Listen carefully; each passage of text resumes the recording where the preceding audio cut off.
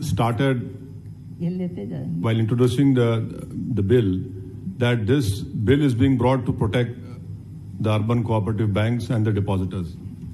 Now, my question to the Honourable Minister when she stands up to reply is that the RBI FSR report of December 2019, it says that the state-run banks account for 89.8% of frauds by value, private banks at 9.2% and foreign banks at 0.4%. This says a lot about the internal controls in the state-run banks. Now, what is the government doing? Because their hollow claim has been badly exposed by the RBI's report itself.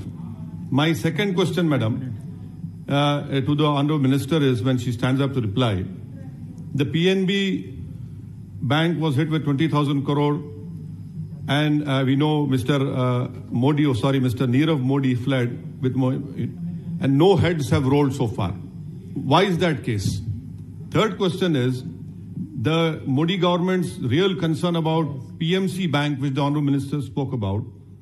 When it came to Yes Bank, the SBI immediately infused funds into Yes Bank. Why this stepmotherly treatment for PMC? 60 people have committed suicide. What is the interest that government had with Yes Bank and that same love is not shown towards PMC Bank? And what kind of administrator is working in PMC Bank from last 1 year? That person, that honorable person has not been able to sell the yacht which is stuck in Sri Lanka. 2 aircrafts are stuck in Mumbai airport. This is the love of this government for PMC depositors who are suffering day in, day out. Sir, my third question is about this. In this bill, it talks about issue of equity, preference or special shares by way of public's issue and private placement. Are you trying to say that now SEBI will interfere in it? Because this issue of equity and public issue, are you bringing in SEBI? Please enlighten all of us. My fourth question to the Honourable Minister is that RBI is being given power is the government claim. If that is the case, why did Yes Bank, PNB, IL&FS and in March 2020 Franklin Templeton happened? What was RBI doing? What was this government doing? How did they allow all these 4 important things which happened was right under the rule of Mr. Modi? My fifth question is, since demonetization, the financial industry is slowly and steadily collapsing and showing how regulation by RBI, SEBI, NABARD is completely absent. So the way banks are now suffering, I feel one of the reason is because of this unplanned Tughlaq-like decision of demonetization. Madam, sir, my sixth question is, this frauds reported by banks, which I said in the first point, about 1 lakh and above fraud has increased by 28%. Who's responsible for this?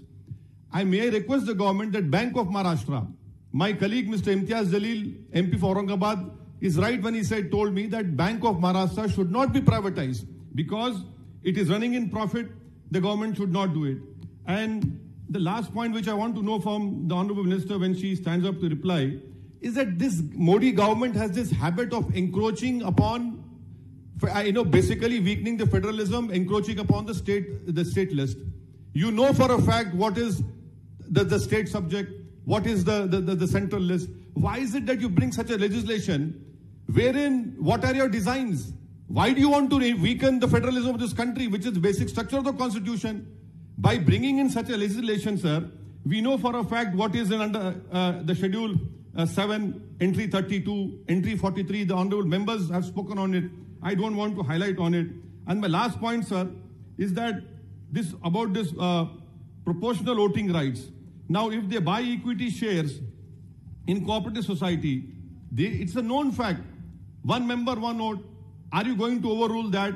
And also, isn't it the fact that the 2006 Vishwanathan Committee recommended that cooperative banks should be allowed to raise capital through non-voting shares? So these are the important points. I hope the Honourable Minister, when she stands up to reply, she will definitely reply. And for God's sake, I don't want this Honourable Minister to say that all these urban cooperative banks and Nirav Modi, Mehul Choksi, PNB, Franklin Templeton, all were act of God.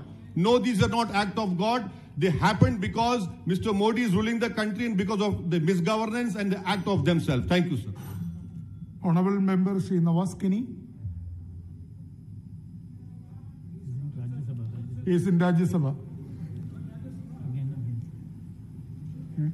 Honorable Speaker, sir. Honorable Member Shri K. Nawaz Kini.